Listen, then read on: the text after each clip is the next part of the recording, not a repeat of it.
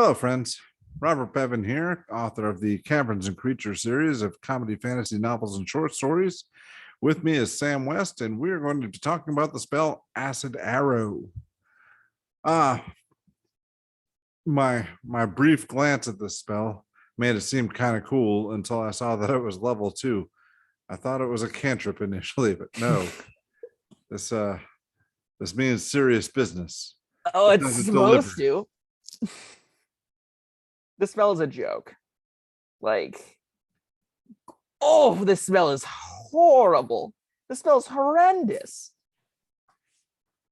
Yeah. All right. For the listeners at home, I'm sure Bob's putting it up on screen right now for you. Acid Arrow, 2nd level spell, takes an action, 90-foot range. Woohoo! Range spell attack. Great success. You love range spell attacks, don't you, Bob? You love the crits? I do. I like to let other people get hit. Exactly. What's not to love? You don't have to be closer to anybody. You're firing from far away. You cast a spell. Maybe you don't ever even do nothing with this, right? I should like the spell because even if you miss, it splashes and does some damage. Yeah, here's the problem. That damage is awful. Yeah. Acid Arrow does 44 damage. There's a spell. It's a 1st level spell. It's iconic. In fact, I think it's one of the best 1st level spells in the game. It's called Magic Missile. It does 3d4 damage to any creatures you like plus 3. And 3d4 plus 3, on average, is better than 4d4. Yeah. So it's only half a point of damage better for what it's worth. But initial damage, already worse. Now, Acid Arrow gives you the fun upside of, it takes 2d4 acid damage at the end of its next turn, not the start of its next turn. And it doesn't lump all the damage together, so it doesn't help with crits or anything. So at its best case scenario, you don't get to roll 8d4 damage if you, or 10d4 damage or 12d4 damage if you crit. You only get the 8d4 and then 2d4 extra later. So it doesn't scale that well with crits. It has the tiny redeeming quality that, again, if you miss, you do half damage of the initial and no subsequent damage. So you're doing 2d4 damage minimum. But alternatively, for a lower level spell slot, you could be doing 3d4 plus 3 damage minimum. If you use it as a 2nd level spell, you do 44 plus 4 damage, guaranteed. And 44 plus 4 versus 64 is close enough that there's no reason to risk the miss. There's no reason to lump this all on one creature. There's no reason to cast Acid Arrow. None whatsoever. Yeah, I was trying to find some redeeming qualities, but I was coming up empty. The lingering damage that's just crap.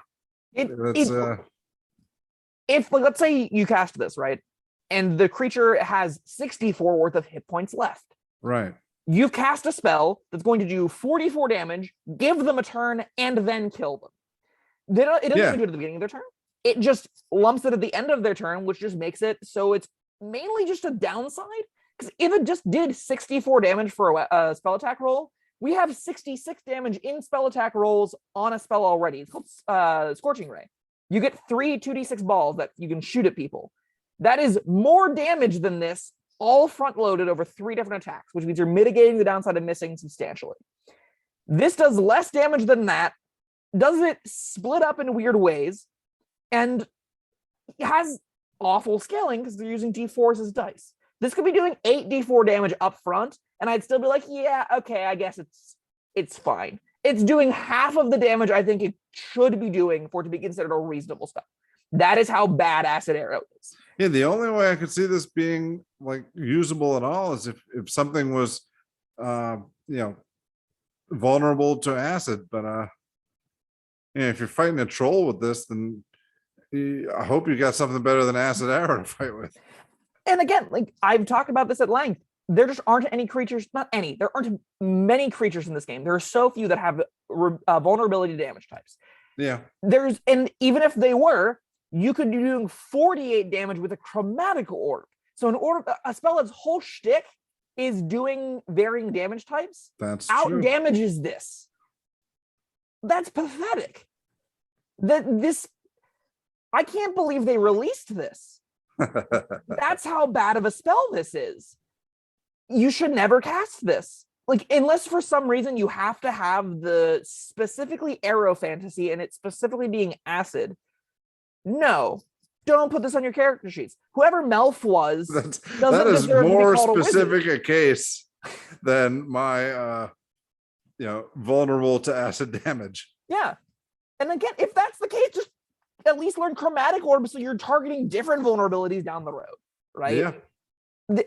It is baffling how bad this spells. There's a second level spell called Cloud of Daggers. This makes me feel much better about my personal opinions about chromatic orb.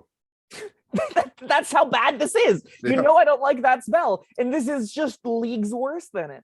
There's a spell called Cloud of Daggers at second level where you just pick a spot, and for a minute, anything that starts a turn there takes 44 damage, which means if you pick the spot that you would be shooting at, they just automatically take 44 damage on their turn. If they stay there, you do 8d4 damage. That is at least some upside. It makes me angry that they make spells that are bad and exclusively bad because they just refuse to put enough numbers on them. Yeah. It's dumb. It's frustrating. It sounds cool. And then you cast it and you're like, wait, I should have just cast a cantrip. That was non-impressive damage, and I used a second level spell on it. I don't know. It doesn't sound that cool. Acid arrow. It's hard to visualize, right? Like an arrow made of acid. I guess it's just like a green poison bolt.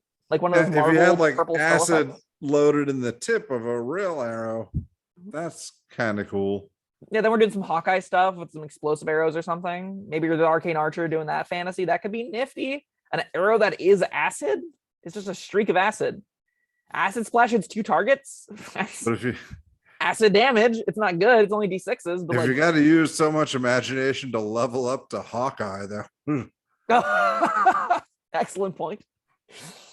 If you're like, ooh, we gotta really stretch it to get a cool character. We reach Hawkeye with this? Okay, yeah, this isn't D&D fantasy we're talking about. Man, you got anything else for acid arrow?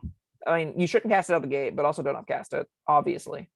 No. It does scale on both ends, so you get 2d4 damage around instead of 1d4. 2d4 is comparable to a d10. It's a little bit less than a d10 because you're getting like slightly hot. Like you're getting 5-ish on average, and d10s are 5.5-ish. So, like scaling wise, it doesn't scale horrendously. The initial damage is so low, it's uncastable. 1 out of 5. Total damage. Yeah. All right. Yeah, I agree. There's nothing else to say here. This spell sucks. Garbage. All right. Thank you, Sam. And anytime. Thank you, friends, for joining us. This has been Acid Arrow. We'll see you next time. Bye, friends. Bye-bye. Thank you for watching. If you found this helpful, informative, or entertaining, I'd really appreciate it if you hit the like button below. You needn't smash it. A gentle tap will suffice. If you want to see more videos like this, subscribe to the channel. And make sure you check out the links in the description where you'll find my Caverns and Creatures series of comedy fantasy novels, our full review of the spell, and other fun things.